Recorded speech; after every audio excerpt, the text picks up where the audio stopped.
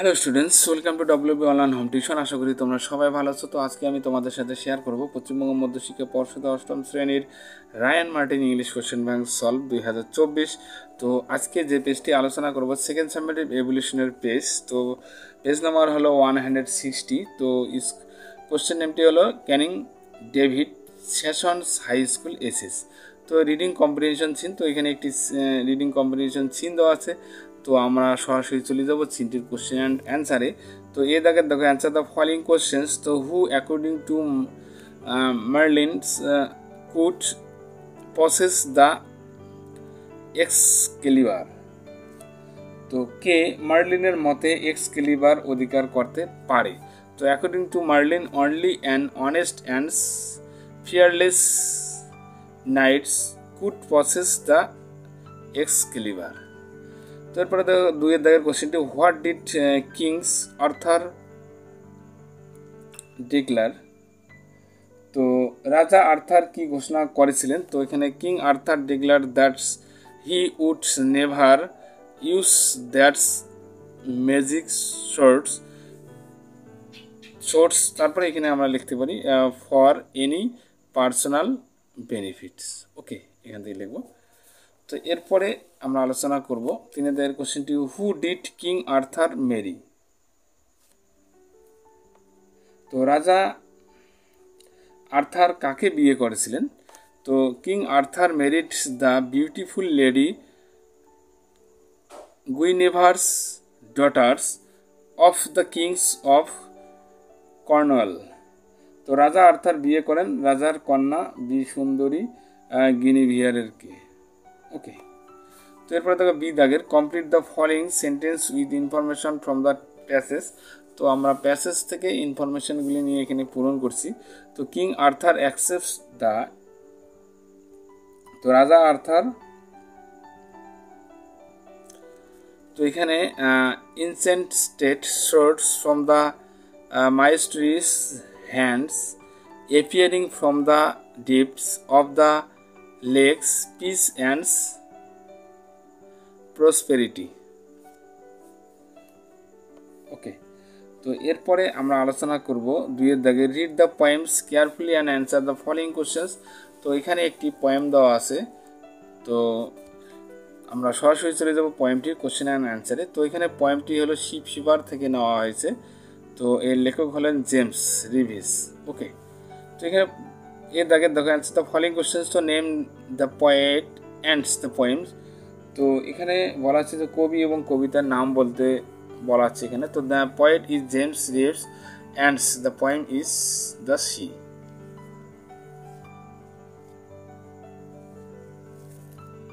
তো এরপরে আমরা চলে যাব নেক্সট পেজে। তো number 2 question, what does the seas do with the stones. তো সমুদ্রে পাথর দিয়ে কি করে? তো the seas groans the stones. তো সমুদ্রের পাথর সেটাকে কি করে আনে, কি করে কুড়িয়ে আনে আর কি। তো জমা করে আর কি, কুড়িয়ে এনে। তো এখানে বি দাগে দেখো, find the words from the points which means the follows. তো এখানে রাফ, তো রাফ মানে রুক্ষ আর কি। তো এখানে তাহলে এখানে কি সেগি মানে এখানে এলোমেলো আর কি। তো এরপরে দেখো রিডিং কম্প্রিহেনশন আনসিন। তো এখানে একটি আনসিন দেওয়া আছে। তো আনসিনটি আমরা বাংলা মানের সহ একটু আলোচনা করব, তারপরে কোশ্চেন অ্যান্সারগুলি। ওকে, তো the magnificent blue whales of the sea is the largest animals on earth. তো সমুদ্রের দুর্দান্ত নীল তিমি পৃথিবীর বৃহত্তম এক ধরনের প্রাণী। তো it reached up to 98 feet in length and weight up to 4 lakh pounds. তো এটি প্রায় 98 ফুট ইঞ্চি পর্যন্ত লম্বা হয় এবং ওজন প্রায় 4 লাখ পাউন্ড পর্যন্ত হয়ে থাকে। তো no other living animals has ever reached this size. তো অন্য কোনো জীবন্ত প্রাণী এই আকারে পৌঁছায়নি। তো অল দো এ ম্যামেলস, তো স্তন্যপায়ী প্রাণী হলেও the whales looks like a fish only because it lives in water and has a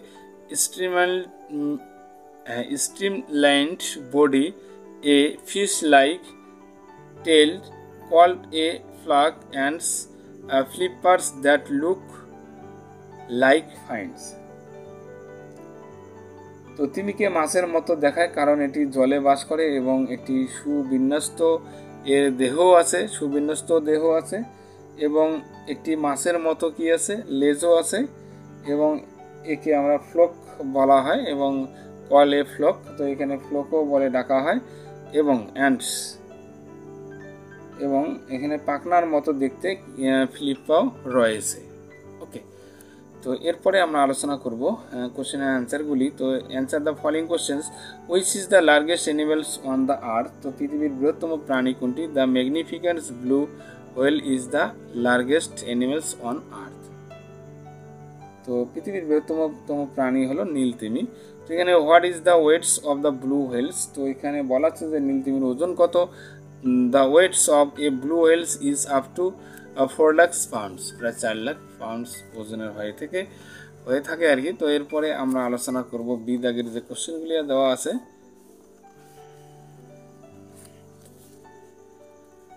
তো complete the following sentence with information from the passage. তো প্যাসেজ থেকে আমরা ইনফরমেশনগুলি নিয়ে অবশ্যই পূরণ করব। A blue whale can reach up to a length of 98 feet হয়, প্রায় 98 ফিট লম্বা হয় আর কি। তো a blue whales has a streams lines body. তো এ ফিশ লাইকস টেলস। তো একটি নীলতিমির একটি সুবিন্যস্ত দেহ আছে, একটি মাছের মতো আবার লেজ আছে। তো কল্ড এ ফ্লোক, একে আবার ফ্লোক হিসেবে ডাকা হয়। And sleepers that look like finds. তো এবং এর পাখনার মতো দেখতে ফ্লিপারও রয়েছে আর কি। তো এরপরে দেখো আমরা আলোচনা করব গ্রামার অ্যান্ড ভোকাবুলারি যে কোশ্চেনগুলি দেওয়া আছে। Do as directed. তো I don't know how she would react to this. তো এটা আইডেন্টিফাই দ্য সাবঅর্ডিনেট ক্লোজ। তো এখানে আমরা তাহলে how she would react to this, এটা হবে সাবঅর্ডিনেট নাউন ক্লোজ। তারপরে দেখো number 2, writes the antonyms of the word safes. তো আনসেফ বসাবো এখানে আমরা, সেফটা আনসেফ হবে এখানে।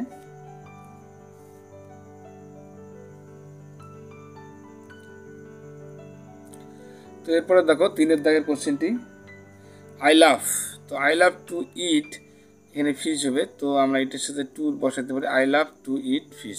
তো use infinitives to fill in the blanks, এটা করবো। তো এরপরে দেখো 4 দাগের দেখো, he could not walk further as he was tired. তো আইডেন্টিফাই দ্য সাবঅর্ডিনেট ক্লোজ। তো এখানে আমরা অ্যাজ হি ওয়াজ টায়ার্ড, এটা হবে subordinate clause, adverbial clause. Okay, তো এরপরে দেখো 5 দাগে, শি ওয়াজ লাফিং ইন এ লাউড ভয়েস। তো find out the phrase and state it is kinds. তো এটা আমরা এখানে তাহলে ইন এ লাউড ভয়েস, এটা হবে অ্যাডভার্বিয়াল ফ্রেজ। ওকে, তো এরপরে দেখো 6 দাগের কোশ্চেনটি, তো the patients had no appetite for, বসবে এখানে for food. Okay, fill in the blanks with appropriate preposition. তো এখানে আমরা ফর বসাবো। তো এরপরে দেখো 5 দাগের কোশ্চেনটি, find the words opposites in meanings of the given words from the passage. তো কোশ্চেন নাম্বার 3, তো আনচিন যে ছিল, আমরা আনচিনটি যে আলোচনা করলাম, তো আনচিন থেকে এখানে দেওয়া আছে স্মলেস্ট। স্মলেস্ট মানে ছোট আর কি, মানে সবচেয়ে ছোট। তো এখানে লার্জেস্ট হবে বড়, যেহেতু এখানে অপোজিট বিপরীত শব্দ লিখতে বলছে আর কি। তো এরপরে দেখো 6 দাগের, find the words from the passage. তো question number 3, that means the followings. তো animals which grow by the sucking it is mother's milk. তো যে প্রাণী মায়ের দুধ খেয়ে আর কি বেড়ে ওঠে, সেই প্রাণীকে ম্যামেলস বলা হয়, মানে স্তন্যপায়ী প্রাণী বলা হয়। তো এরপরে দেখো 7 দাগের যে একটি কোশ্চেন দেওয়া আছে, রাইটিং।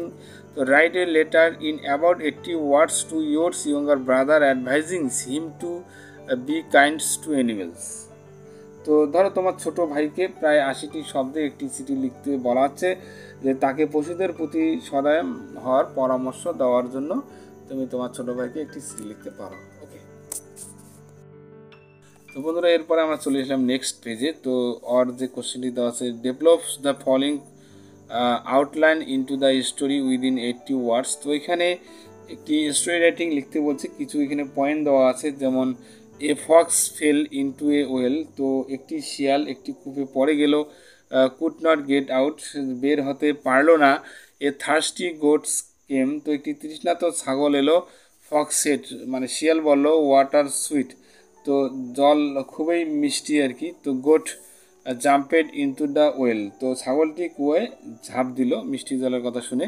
তো ফক্স ক্লাইম্বস আপন গোটস ব্যাক, তো শিয়াল ছাগলের পিঠে উঠলো এবং কেম আউট, বেরিয়ে আসলো আর কি। তো goat's died in the well, এবং ছাগল কুয়োয় পরে মারা গেল আর কি। তো আমরা তাহলে স্টোরি রাইটিং এখানে পয়েন্ট দেওয়া আছে, এই পয়েন্টের উপর ভিত্তি করে স্টোরি রাইটিংটি লিখব। ওকে, তো বন্ধুরা ভিডিওটি কেমন লাগলো অবশ্যই কমেন্ট করে কমেন্ট বক্সে জানাবে, এবং নতুন হয়ে থাকলে ভিডিওটিকে শেয়ার করবে এবং বন্ধুদের মধ্যে শেয়ার করবে, এবং অবশ্যই চ্যানেলটিকে সাবস্ক্রাইব করবে। তো বন্ধুরা তাহলে আজকে এই পর্যন্ত থাক, সবাই ভালো থাকবে, happy next day. Please subscribe my channel. আমার ভিডিও দেখার জন্য তোমাদের সবাইকে অসংখ্য ধন্যবাদ।